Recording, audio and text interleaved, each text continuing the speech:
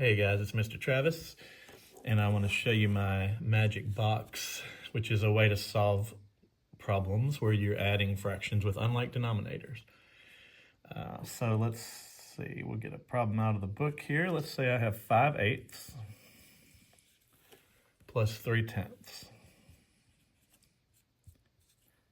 Okay, so I like to first write it like that. And again, we've talked through all this, how this actually works. So I just wanted to show you the technique right now.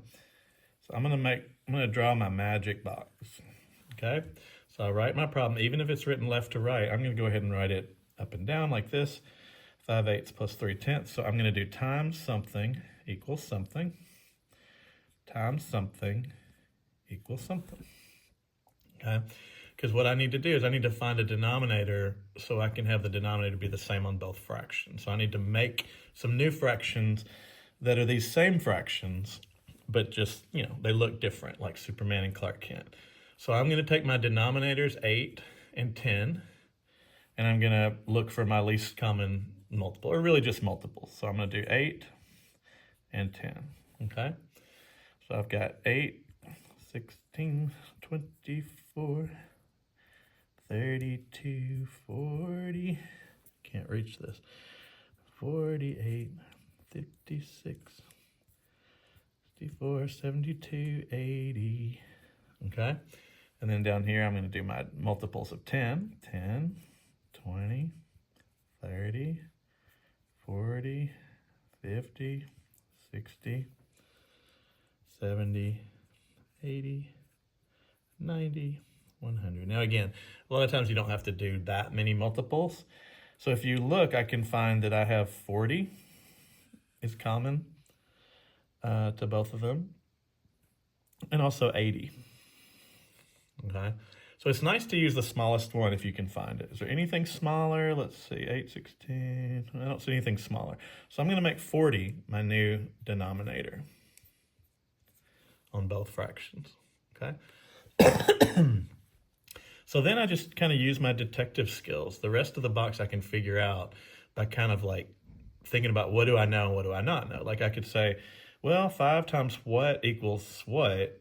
I have no way to figure that out. So I'm going to skip that for right now. But 8 times what equals 40? I can do that. 8 times 5 equals 40, right? Then I know, because I'm always going to multiply by some form of 1, because I want to keep the fractions the same, just looking different.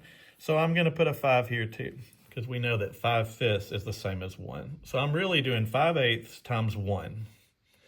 That's what I'm really doing, but I'm using a trick. So now I just do the last part, 5 times 5, 25. So that means 5/8 is the same as 25/40. It's the same thing. Just looks different, right? But it's useful to me because if I can get the denominators the same, then I'm allowed to add them. I'm not allowed to add 5/8 plus 3/10, okay?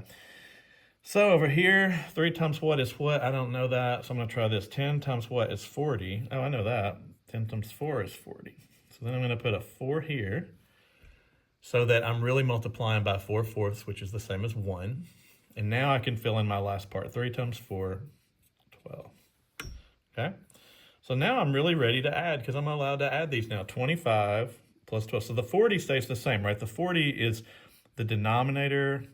That is the pieces that it's cut into. So I'm cutting it into 40 equal pieces, and I want to know how many I'm actually going to, like, maybe pizza, right? If I have 5/8 of a pizza plus 3/10 of a pizza, I can't really add those together. So if instead of cutting 8 slices and 10 slices, if I cut all my pizzas into 40 slices, then I'm allowed to add those pizzas together so that everybody gets the same amount. All right, so 25 plus 12, I could do 25 plus 10 is 35, and then 2 more, 37. So I should end up with 37/40. Okay, now if you did 80, and by the way, this was problem number 7 from page 49 in the Reveal Math book. But if you did 80 as your new denominator, you would still get the answer right. It would look different than this, but it would still be right.